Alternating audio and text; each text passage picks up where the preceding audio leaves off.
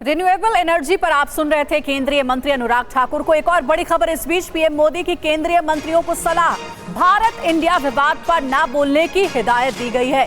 सनातन विवाद पर शर्तों के साथ बोलने की छूट मिली है। उदयनिधि स्टालिन के बयान पर सही से जवाब दे, प्रधानमंत्री नरेंद्र मोदी की अपने मंत्रियों को सलाह है। सूत्रों के मुताबिक इस वक्त की सबसे बड़ी जानकारी मिल रही है, जहां अभी थोड़ी देर पहले कैबिनेट की जो मीटिंग हुई है उसमें प्रधानमंत्री नरेंद्र मोदी ने मंत्रियों को सलाह दी है, जिसमें कई मसलों पर उन्होंने बात की। सबसे पहले उन्होंने कहा कि भारत इंडिया जो विवाद इस वक्त चल रहा है उस पर कुछ भी ना बोलने की हिदायत दी गई है। साथ ही सनातन विवाद को लेकर के भी कहा गया है कि शर्तों के साथ बोलने की छूट मंत्रियों को है। ये प्रधानमंत्री नरेंद्र मोदी की ओर से सलाह है। और अभी हाल ही में सनातन धर्म को लेकर उदयनिधि स्टालिन ने जो बयान दिया है इसका भी जिक्र पीएम ने कहा और कहा कि सही से इस पर जवाब दें।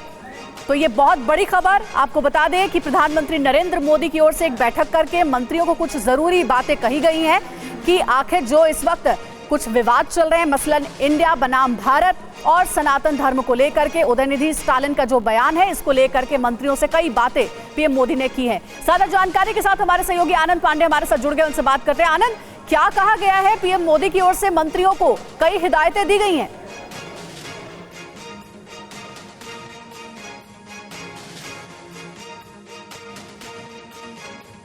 आनंद, अगर आप तक हमारी आवाज पहुंच रही है तो जरा बताइए कि पीएम मोदी ने एक बैठक की और मंत्रियों को कई सलाह भी दी है, कई मुद्दों पर, विवादों पर कहा है कि सोच समझ करके बोले।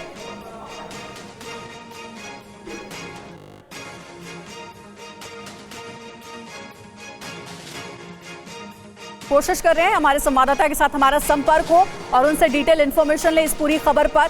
लेकिन बड़ी खबर आपको बता दें कि मंत्रियों के साथ बैठक करके पीएम मोदी ने कई जरूरी बातें मंत्रियों को समझाई है। कई आनंद हमारे साथ जुड़ गए। आनंद, क्या जानकारी इस खबर पर?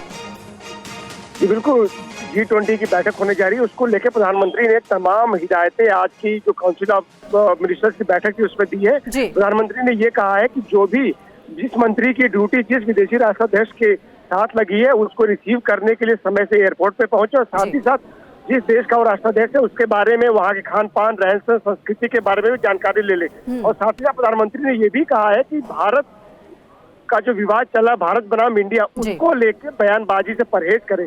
लेकिन एक बात बड़ी प्रधानमंत्री ने कही है कि जो सनातन धर्म को लेकर जो बयान आया है उदयनिधि मारन का या फिर दूसरे नेताओं का, उसका पुरजोर तरीके से खंडन करना चाहिए। लेकिन साथ में प्रधानमंत्री ने यह भी कहा है कि सनातन धर्म के ज्यादा आप डीप में न जाओ, लेकिन जिस तरह से सनातन धर्म को बदनाम करने की कोशिश की जा रही है उसका जवाब देना चाहिए। और आपको याद होगा कि जिस दिन उदयनिधि मारन का ये बयान आया था उस दिन से ही लगातार जो है सभी मंत्री, एक बड़े मंत्री, कैबिनेट मंत्री, सबने बयान दिया था, इसकी निंदा की थी, बताया था कैसे सनातन धर्म को लेकर बदनाम करने की कोशिश की जा रही है। लेकिन आनंद, सनातन धर्म को लेकर के उदयनिधि स्टालिन की ओर से जो बयान दिया गया उस पर तो पीएम ने कहा है कि छूट के साथ जो भी है पूरी सफाई के साथ मंत्री जवाब दें। लेकिन हमने देखा कि इंडिया बनाम भारत का मुद्दा विशेष रूप से कांग्रेस पार्टी, पूरी विपक्ष पार्टी पुरजोर तरीके से उठा रही है। G20 के इन्विटेशन लेटर में जो भारत लिखा गया है, लेकिन इस पर मंत्री अगर कुछ नहीं बोलेंगे तो आपको नहीं लगता विपक्ष से एक बड़ा मुद्दा और बनाएगी, क्योंकि कोई बयान ही नहीं आ रहा है?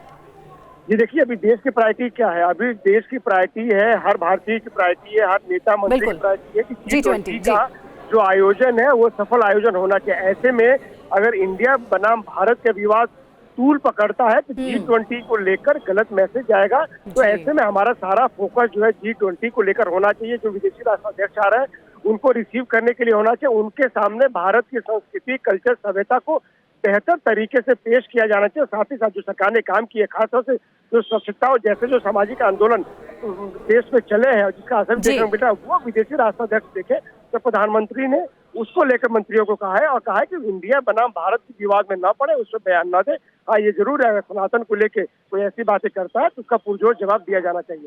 जी, एक और जानकारी आनंद जल्दी से मैं आपसे लेना चाहूंगी कि अभी विशेष सत्र भी संसद का शुरू होने वाला 18 तारीख को, और सोनिया गांधी ने एक लेटर भी लिखा है जिसमें 9 मुद्दों का जिक्र किया गया है। इसको लेकर के भी क्या कोई चर्चा हुई है?